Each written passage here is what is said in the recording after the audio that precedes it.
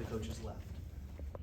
Coach asked Sean about the 8-0 run that they had in the first half to kind of cut the deficit, and kind of what your mindset was at halftime. And he mentioned not playing down to the opponent, but what did you see from the team picking it up in the second half? I think it was a 12-2 run they started with. You guys started with in the second half. Certainly disappointed with the end of the half. I remember it being 40-32. That's when that got funky to me. I didn't realize it was that big a run, but we didn't put him in a good position. We as a staff, which is me, called a play that didn't make any sense, and we just didn't take advantage of our personnel, and we kind of blew a possession, and then I was mad, and then we didn't defend, and then they scored again, and then we, played the 2-for-1 game there at the end of the half, and I think it was kind of get almost to the rim and missed a short one, and then they scored again. So, we had got the game kind of where we wanted it there at the end of the first half. We just didn't finish it very well, and you didn't ask me about it, but at the start of the game, we've been getting out of the gate so strong, and so we didn't tonight. But it was good because it was kind of struggle there. It was pretty close, and then boom, we kind of got a little bit of a separation, and then we didn't end the half very well. So at halftime, we talked about reestablishing ourselves, and since we didn't get out to a great start and trying to get the game going in the direction we did. So we did that. I was glad that we did that. But the first play of the game, like at least two, if not all three, I know two, we turned people over right away, and we got Hub and Mook on a 2-on-1, and we get nothing. We got nothing out of it, and it was kind of a bad omen, I thought, for the rest of the night, because I think the crowd would have got into it a little bit more. Our juices would have been flowing, and who knows how that first few minutes unfolds if we do that.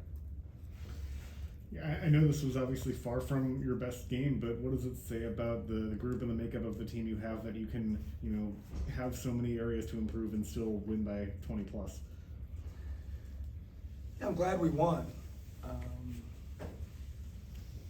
We just didn't shoot the ball as well as we've had, and and that's going to happen, right? It's going to happen, even though it's been fun the first two games to move the scoreboard like we have, and play as well as we've had, and now tonight we certainly did it, and certainly their staff and their players deserve credit. We felt like they were arguably the best team we had played thus far going into the game. I thought they pressed us a little bit more, and then they end up not. But it's a good sign.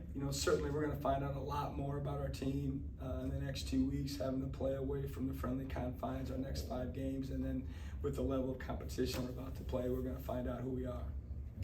Especially in the second half, RJ, it seemed, really gave you a lift defensively, especially on the perimeter, and what he was able to do, kind of disrupt some passes and get in the guards' faces. Do you feel like he can kind of bring that routinely for you defensively, that maybe what you've been missing with DJ out there? Could he be that kind of defender for you on the perimeter? I would love for that to happen.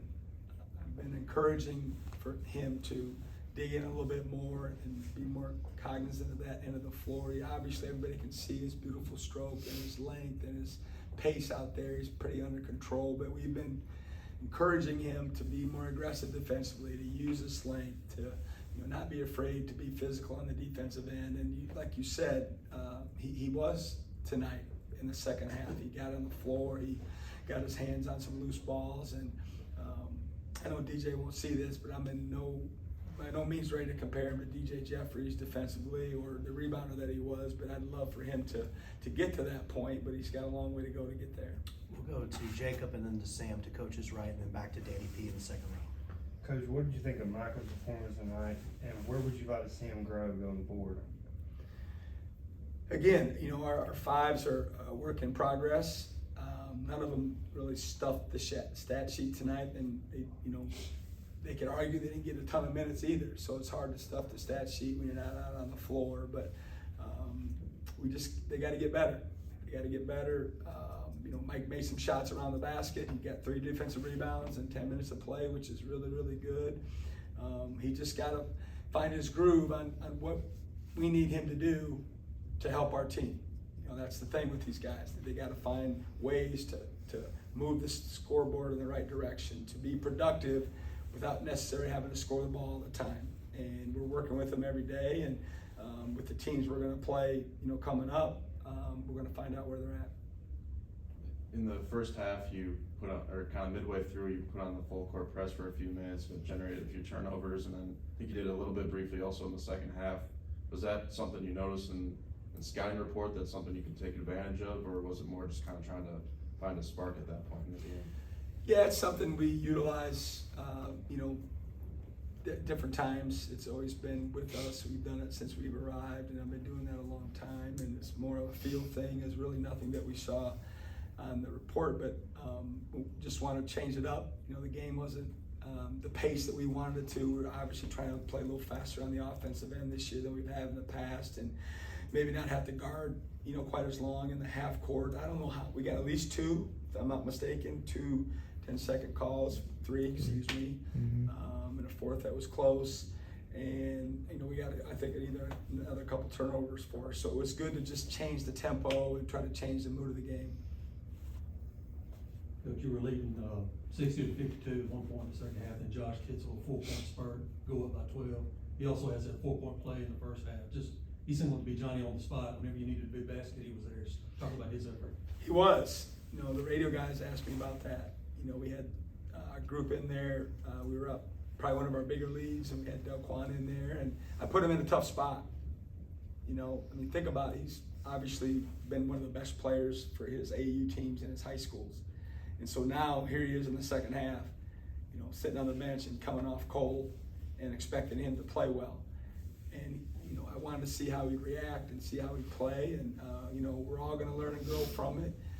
If the game would have been a little bit closer, I would have subbed earlier and got some regular guys back out there. But we need to learn and grow. And I did it with Jeremy Famina in the first half as well. And when you have the opportunity to do that in these games, I think you got to take advantage of it. And we're not disrespecting our opponent, but the score is what it is. And, we've got to get some guys some experience and see where we're at. But Josh, once we sub, I think Kanye and Josh went back in there together, and like you said, he hit a couple baskets to kind of get us a little more comfortable there. We'll go to Brian's second run, then we'll come back down to the front. 3 games, 3 different starting lineups for you thus far. How far in the season do you feel like you can go before you feel like you have to start determining who your 5 are, or can you just play the whole way through and then just change it up based on matchups? It's a great question. I'm not sure I'm there yet. Fortunately, we got some time to think about it. I had told the team prior to the first game that this was going to happen, that we're going to switch it up for who knows how long, but at least the first 3. And, we're going to have a lot of discussions about it as a staff, but I don't know. I don't know what's best yet. But we got to, we don't have to figure it out. Like, I know starting is important to some kids, but at the end of the day, once the ball's tipped, everybody comes off the bench. Once the 5 starters are done, they're coming off, and then everybody has to understand how to come off the bench, because everybody does, other than the first run that the 5 guys get when the ball is tipped. So that's something we talk about with our team all the time.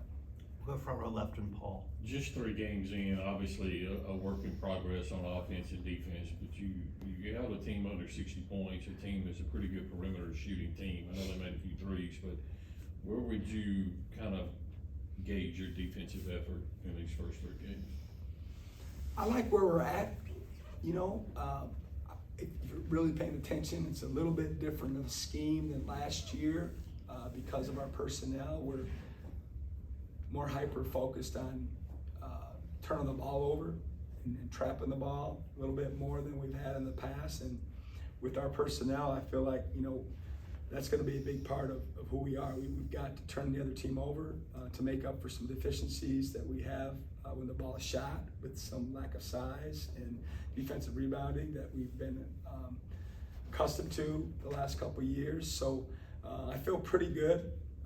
We were better on the defensive glass tonight than we were the last game, which was a good sign. And they had a little bit of size out there tonight. Maybe previous to at least the first game anyway. But offensively, obviously, if you had asked me that before the game, I'd have said we were in great shape. But the ball didn't go through the hole tonight. And in the end, I'm going to be happy that it didn't, and that we still stuck together and found ways to win, because as we all know, I mean, the games aren't gonna be as lopsided as they were the first couple games. Time for a few more, Robbie, than Benjamin here in the front line. Bouncing off the lineup question, and like you said, I mean, it doesn't really matter, I guess, whether you start or not, but what are you specifically looking for out of your core, the guys that you're going to be relying on the most? I mean, what's kind of the specifics that you're looking for out of that group? Yeah, play to our personality all the time. You know, don't deviate. The guys that have been around, they know who we are, what we are, and then at the same time, you know, push, pull, drag others along with them every single day. Continue to be the leaders that they have been, and you know, just get everybody to understand, you know, how we need to play to win. And the early results are really good. The guys that should be talking in the huddles are. Our huddles have been tight. You know, I feel like they've been tighter this year than maybe in years past, which I like to see that. But these guys that have been around with Hub and Cam Matthews and Sean Jones and Keyshawn Murphy, you know, those guys, they understand. They've been there, done that. They've won games away from the hump. They've won games in the non-league. They've won games in the SEC, and certainly we've got a long way to go. But I just hope that they continue to talk behind the scenes and even in the games about, you know, staying the course with what we're trying to do.